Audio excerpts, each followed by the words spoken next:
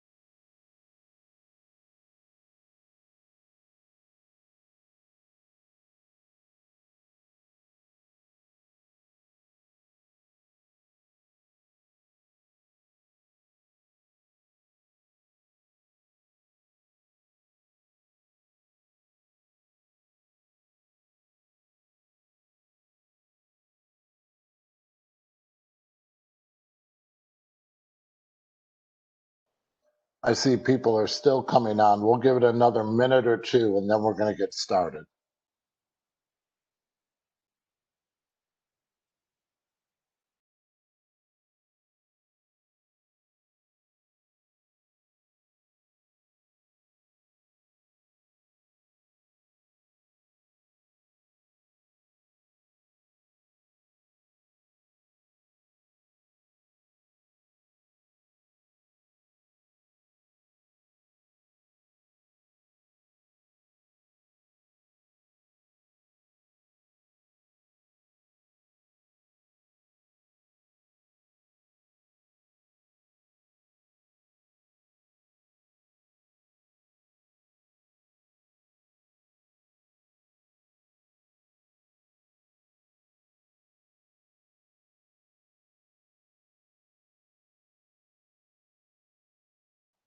Okay, everybody, we're going to get started here because I wanted to stay on time. And as people come and join, they are welcome. Couple of things before we really get started. First of all, make sure everybody's on mute when you enter. Second, we are going to hold questions for Danielle until the very end. So if you have a question while she's doing her presentation, please use the Q&A box down at the bottom. Type your question, and then at the end, we will go through as many questions as we can. Additionally, in the link that you were sent, there was a link to the practice manuals. So normally in the past, we have handed out the books. This year, everything you can access online. So feel free to use those as well. And we are going to get started. We're very happy today to have Danielle Barsky, who is, as you see, a double GW alum in mechanical engineering and a senior mechanical engineer at ARUP, join us today. This is Danielle's third year, and we couldn't be happier that she is here, and she will walk us through her PowerPoint slides, and I will turn it over to Danielle. Danielle? Thanks, Steve. So can you hear me and see the slides? Yes. Yeah, so thanks everyone for joining today. It's great that you're kind of getting one step ahead for learning more about the FE exam. I think I was not as aware as a senior of kind of what the purpose was of taking the FE exam and why someone should take it. So hopefully this starts to get you thinking and might answer any questions that you have. So feel free to answer any questions and then we'll get to them towards the end. So as Steve mentioned, I went to GW both for my undergrad and my master's degrees in mechanical engineering. And now for the past 6 years, I've been working for a company called Arup. And we do mostly building design, some infrastructure work as well, for both new and existing buildings. So we work on the design side, doing a lot of my job is HVAC systems, and then life. And that's a little bit about me, kind of my path of why that, which led towards a PE was kind of the right route for my career. So what is the FE exam? This exam is the first step to a PE or a licensed engineer. And FE is the first step of this process becoming an FE, PE. And it's designed for right out of college, and it's trying to really just make sure that you have attended an engineering program and that you've retained a lot of that information, and that you would be ready to then take that information into your next job. So it's very much focused on what you would be learning in school anyway. So there is a lot of overlap to what you would be learning at GW.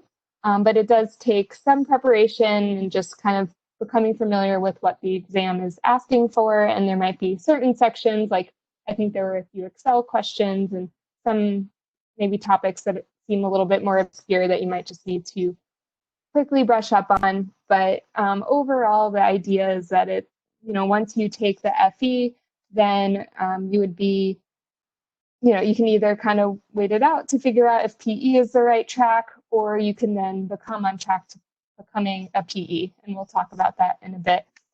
So I have links throughout this presentation. I'm sure we can share it with you guys at the end just to give more information about the exam and different resources that are available. Also, I am not able to gauge what disciplines everyone is, but I would say FE is probably the most applicable for civil, depending on what you end up doing after graduation, and might be applicable for mechanical, maybe electrical if you go into the buildings industry like me, but it will depend on your industry for sure. So it's not required for all industries. So it's great to kind of get a feel to see if it's required. And that's kind of maybe the most tricky question that I get asked is, should I take it? Will it be required? And that's kind of going to be up to whatever field of profession you end up going into. So like for me, working in building design, it's required to become a PE. And it looks very good to have that certification. But for example, if you're in the same industry, but let's say on the contractor side, you might not be required to have a PE. And that's because a PE license is required for careers that require the authority to prepare, sign, and seal and submit engineering plans and drawings to a public authority for approval, or seal engineering work for public and private clients. So this applies to my job, for example, because when a building project, before it's built, it needs to be submitted to the code authority, whether that's in DC or Virginia or Maryland or any other state, but it has to be approved by the code authority, and these have an engineering stamp and them proving that they've been checked and reviewed, then putting the engineer to do all of that internal checking, because for code they don't have that time to go through every single piece of equipment that we have and make sure it's correct. So it's really putting the responsibility on the engineer. So it's important to kind of know that that's your role as an engineer, and just know that liability. But it's also on the other side, it's also a great form of responsibility and could allow you to be self-employed, and it just gives a lot of flexibility with your engineering career. And for the FE exam, again, since it is very reflective of a college curriculum, it's best to take it when all of this information is still fresh in your minds. So, you know, maybe in the middle or towards the end of senior year, or maybe within the first year of graduation.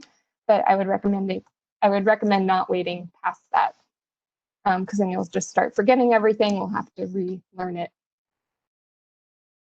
So a little bit more about the exam. The FE is a 6-hour computer-based exam broken up into 2 sessions. So there's a morning session, an afternoon session, and there's a lunch break in between those 2. And the exam is administered year-round at testing centers. So I think these locations might change as time. So take a look at, you know, test centers are available when you're ready to take the exam, but there's usually a few that are pretty close to GW or probably wherever you are at the moment if you're not on campus.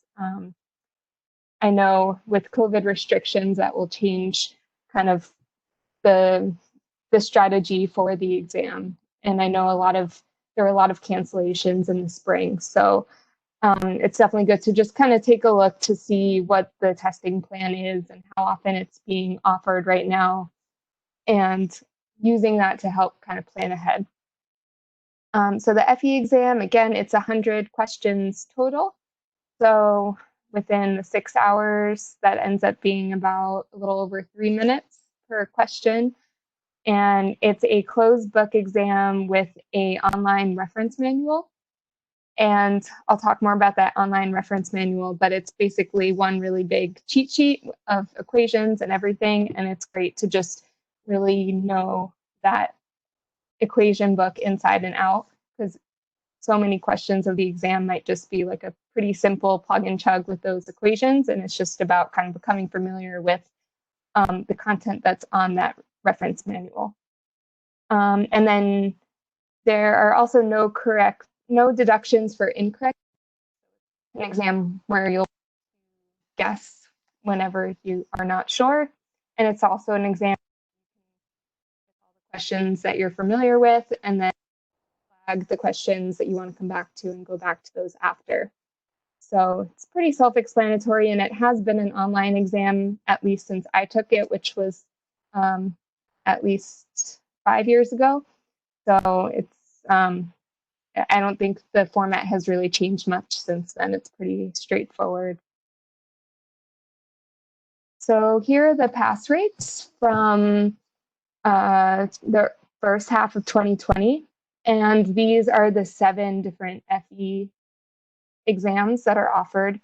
And the pass rate for all of them is above 70%, which is pretty good. And that's the percent of applicants who pass. So it's not the percent that you need to pass. The percent that you need to pass is never really published, but I think it's somewhere around in the 60-something%.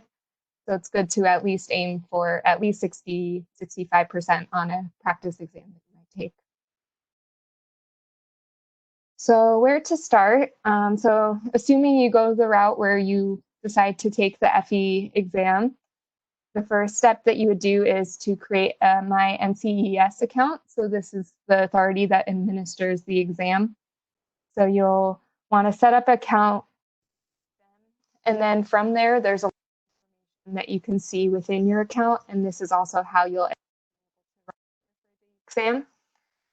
So number 2, determine when you'd like to take the exam. So maybe during your senior year, or maybe you do decide to wait it out if you just kind of need to figure out, you know, the right path for you. Another thing is you might want to talk to a future employer to see if they encourage taking the FE exam, and then also if they might reimburse for it and any training materials, because that could be one perk to waiting, even though having an FE exam under your belt could probably look good on your college or on your job applications to just prove that you are one step ahead. Number 3, determine which exam you're going to take. So this is based on your fields of study. And hopefully that's straightforward enough. And then number 4 is checking back into your my NCES account and finding more information about the exam, the testing centers, test dates, just general availability in general. And as we know with COVID, just protocols are changing daily.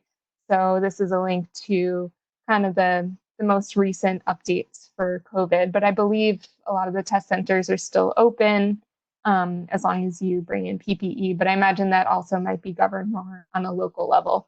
So you might have to check with the test center itself as well.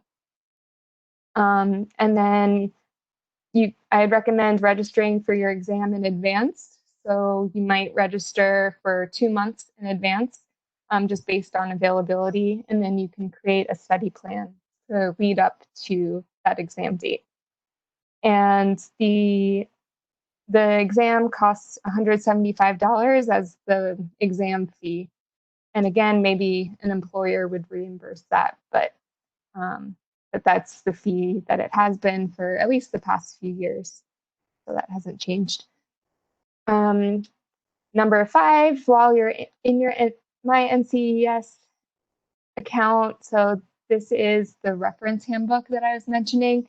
This is, again, the cheat sheet, and it's searchable. So once you become familiar with all the equations in there, it's great to just kind of remember search terms and just become familiar with navigating through it, because it's going to be a great tool to have under your belt for the exam.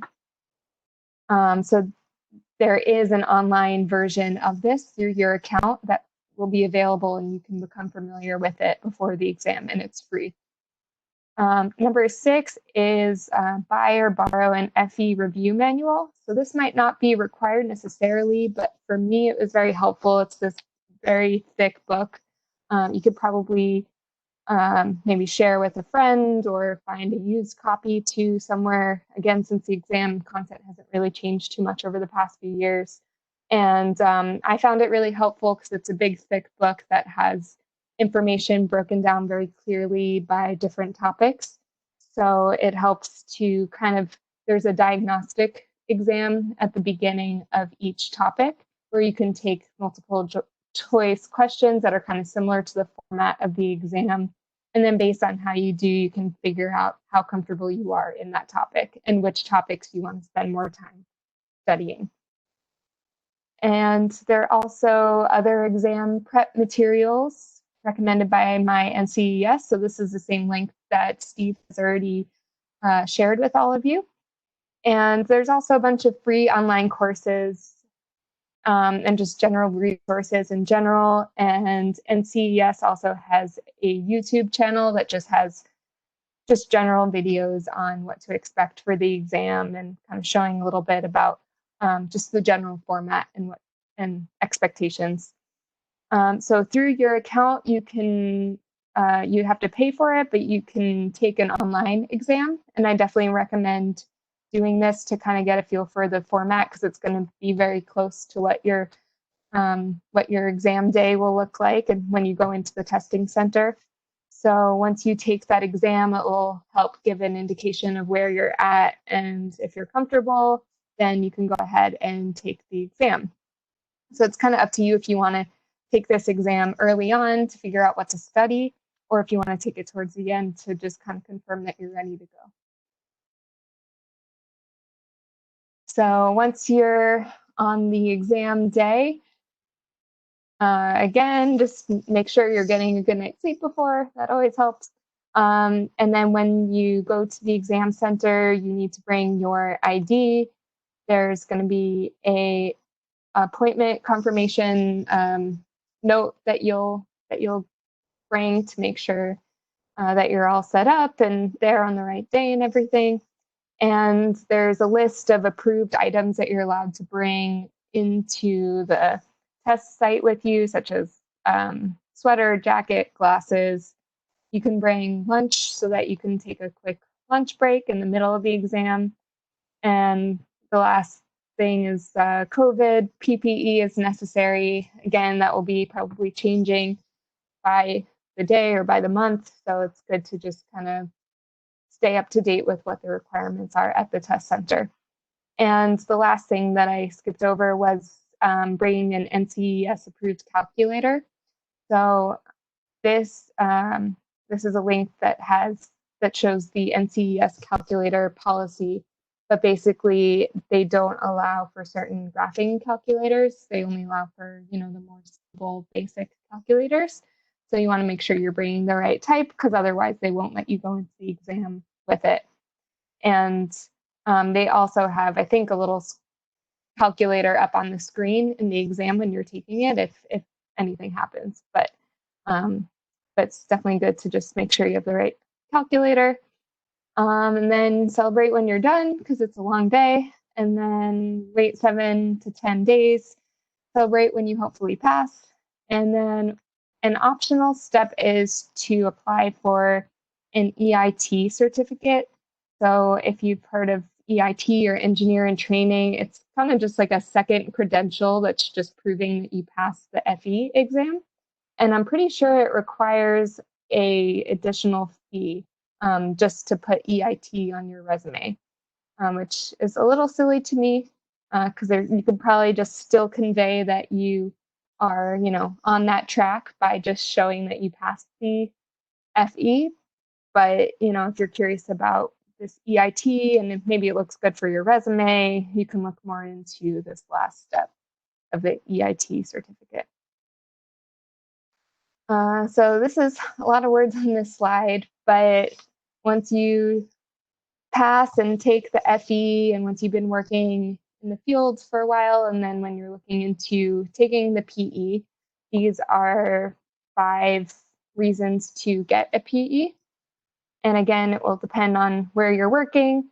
And one thing to consider is that to become the PE, you need to be working underneath another PE.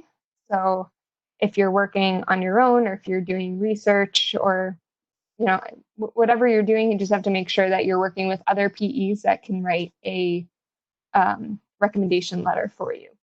And for me, once I did take and pass the PE, I was able to get a raise right away, and then also I was promoted that year too. So it definitely looked good for my job. It was definitely an important career step that just proved that, that I was qualified and ready to take on additional responsibilities in my work. But again, it allows you to also be self-employed and kind of have that flexibility and autonomy, which is another advantage of having a PE. So the extra steps towards becoming a PE is we've already done 1 and 2, which is going to GW, getting a degree, and taking and passing the FE exam. So once you have those under your belt, you would take 4 years working under a PE, as I mentioned, or it could be 3 years plus grad school. And even if it's a 2-year grad school program, that only counts as 1 year of experience. So I think as long as most of those are underneath a PE, you're fine. Because for me, it was the 3 years under a PE plus grad school. And then the last step is to pass the PE exam, which is kind of similar to the FE exam. When I took it, it was a written exam and open book, so a little bit different format. And I think it's being changed to be an online exam. So I'm curious how that's been. But this is kind of more applied based on what you're actually learning on the job. So this is, proving that what you're learning on the job is, it is meeting what's required to be a PE. So it's going to be less of the college information and more of everything afterwards. And to keep your PE license, of course, there's, an annual or biannual fee you have to pay just to continue your membership. And then also you have to prove that you are doing continuing education. And that's so that you could just stay relevant as an engineer over time, and that, you're not being outdated, because for engineering, for any field that we'll end up being in, the field is going to rapidly evolve over time, or slowly evolve over time, like the HVAC industry maybe. But it's good to make sure that you're staying on the cutting edge of new technologies that are coming out, new trends in your industry, and that's what these continuing education credits are supposed to do.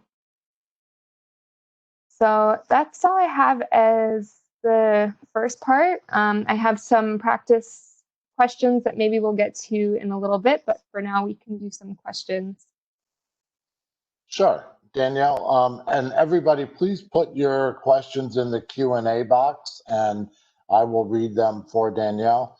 Danielle, the first one is, on the exam, what is the best way to search through the formula book to find our formulas? Yeah, so you'll have the formula book on the screen. I forget if you have one or two screens when you're taking the exam, but you'll have the formula book up, and it's like a searchable PDF. So as long as you know what to search, if you know what the equation is called, then you can easily find it. But the question might even be as straightforward as like, according to this formula, what is, and then asking the question. So it might already tell you what to search, but otherwise it's helpful to know what to search in that document.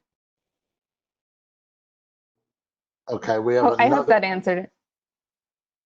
We have another question that says, if you are planning to get a PhD and enter academia, would you take either the FE or the PE?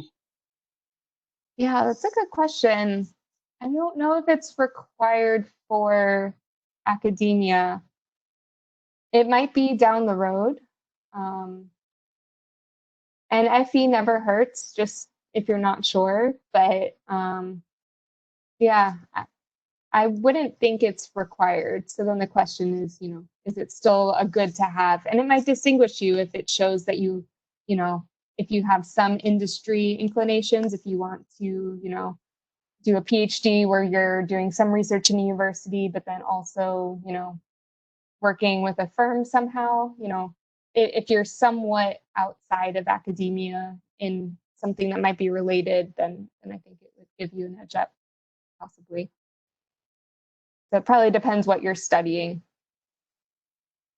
Okay, and we have another question here. Do you know if there are multiple practice exams or just the one provided by NCEES? Good question. They probably have others besides the one that's online. They might have like one or two options that you can take online, and then I'm sure you can find other resources too. Maybe there's like a printed one somewhere. I don't think it should be too hard to find just practice material in general. But yeah, that's a good question. I think you just have to do some digging to see what you could find. Okay. And another question is, how much time prior to the FE exam do you think the average recent grad should spend studying or will need to study? Yeah, that's a good question too. Yeah, I would say maybe giving yourself, a month or two just to become familiar with it and just kind of gradually spread out your studies, or maybe like 1 month of a little bit more involved and just doing a few topics each week should be fine, because of the overlap with your curriculum. And probably the longer you wait, the longer you have to spend studying. I think I gave myself 3 months, which was a lot, but I kind of just took it slowly. So it could be anywhere like 1 to 3 months is probably what I would recommend. Okay. It looks like those are the questions.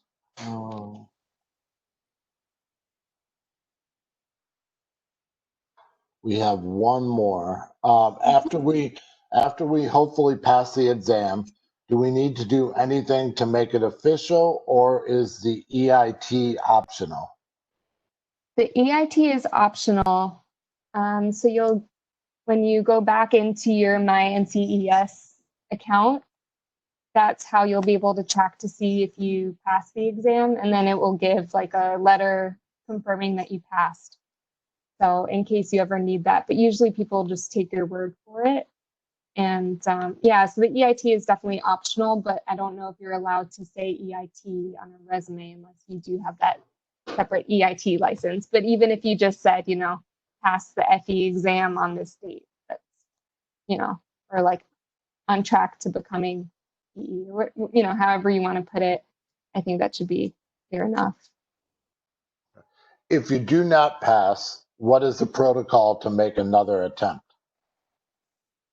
Yeah, I think you could go in and I don't know if you have to wait a certain amount of time, but I imagine, you know, you just go back to studying for a bit and then just re-sign up for the exam. So I think it's should be straightforward enough. And then, you know, you'd have to pay that entrance exam fee again, I would guess.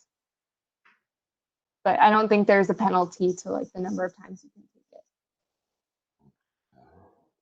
I have a couple of more questions. They're coming in Mm-hmm. quite a bit here. Great. Let's see. Does a PE require a master's degree in an engineering field?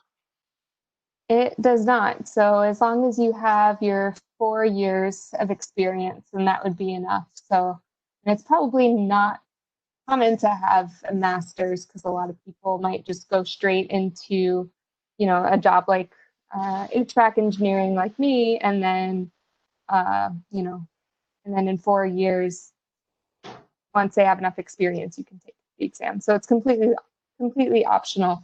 And also, certain states have different requirements. So I even know people who took the exam in California because they only required 3 years of experience instead of 4.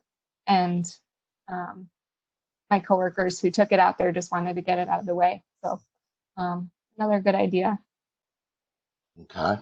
And another question, if we work in another field and don't take the FE immediately following graduation, is it a big deal to prepare to take it down the road? That's probably fine. That's actually what I ended up doing. I took it within the first year of starting at my company. I think the biggest risk is just that you start to forget things from undergrad. So just be a little bit more studying at that point. And then there might be requirements of once you do take the FE exam. I don't know if it might have been like 10 years, but you have to take it a certain number of time, a certain number of years since you graduated. But I do think it's like 5 to 10 years or something like that. So I think that's a valid path to go through, especially if you're not sure exactly what your timeline is going to be, or if you want to see if your employer might pay for it, reimburse it. Okay. Would you be able to get a PE without the EIT title? Yes, you can. Yeah, as long as you took and passed the FE, and you can even take those two exams pretty close together, as long as you take the FE exam first. But everyone always recommends just getting the FE done as quickly as possible.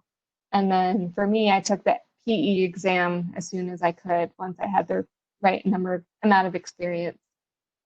So I just kind of recommend that. Just kind of take everything as soon as you can, but you definitely don't need that EIT license for that.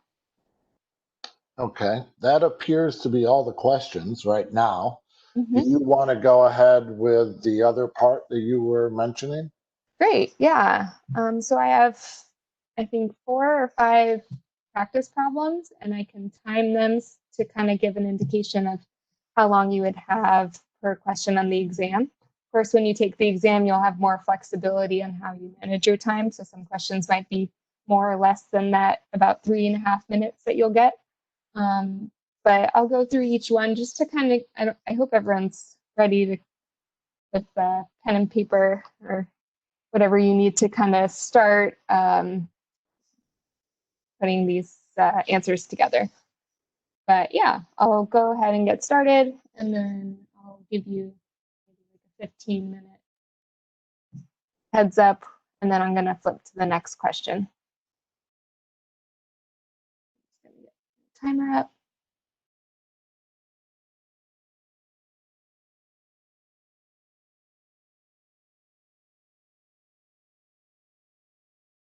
So 3 minutes and about 30 seconds per question. And then I'll start with the first one now.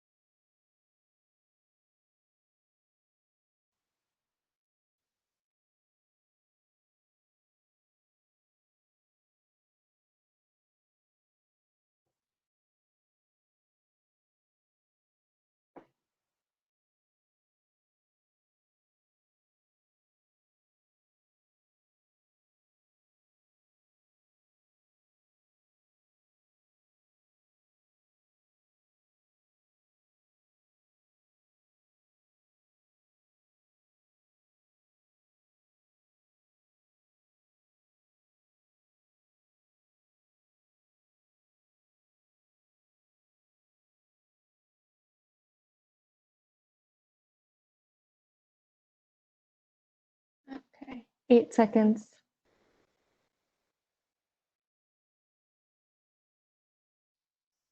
All right. That's number 1. Number 2.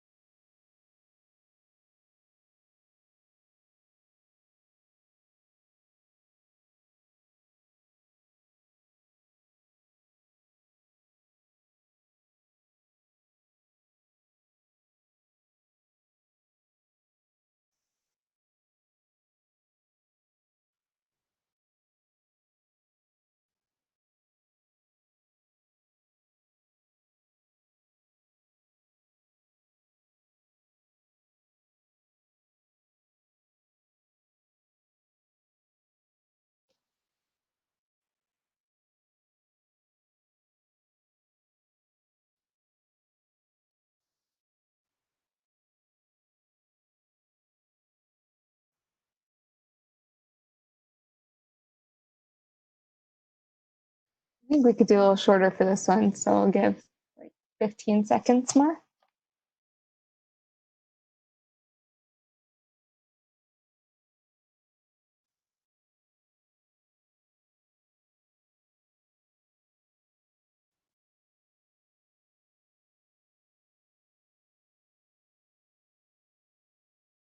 Okay, number 3.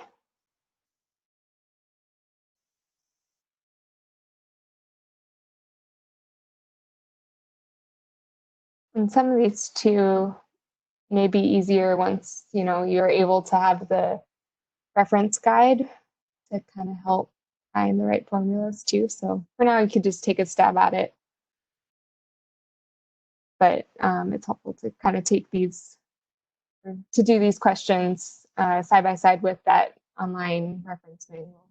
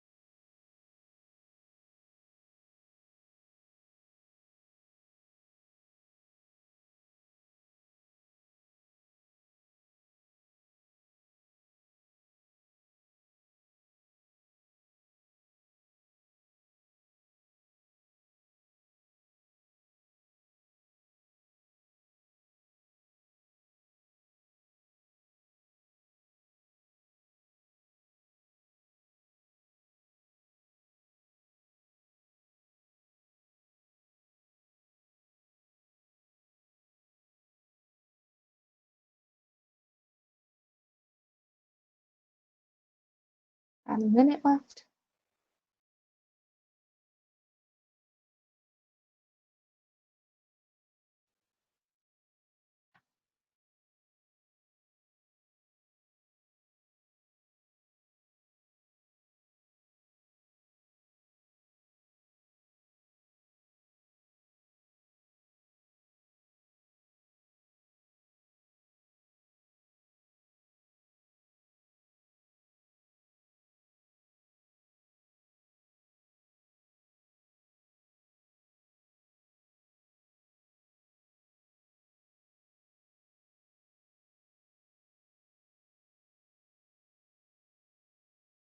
Fifteen seconds.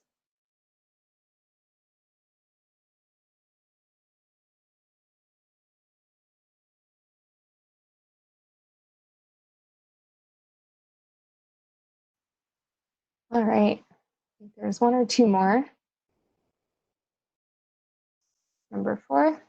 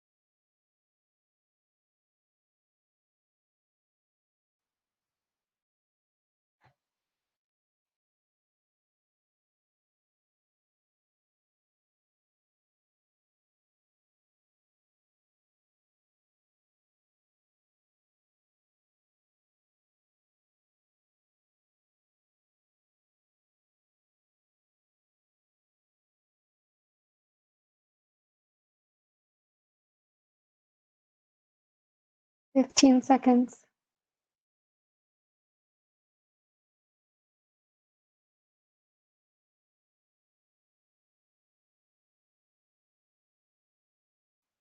All right. Okay, so that was it. It was just those four. So we can go through the solutions now. So the first one, the correct answer is B. And you can look back on here that has all the steps for the solution. The second one is A. So this also gives the reference on where you can find more information about a question like this. But yeah, usually there's at least one or two questions about, what it actually means to have a PE license and how, just kind of like liability questions of, once you are a licensed engineer. So this one is just getting at the fact that, you have to stay relevant in, more modern systems, or maybe you don't, but it just means that you're not the most qualified engineer to work on that project. So this is why it's the answer is A. Number 3, correct answer is C.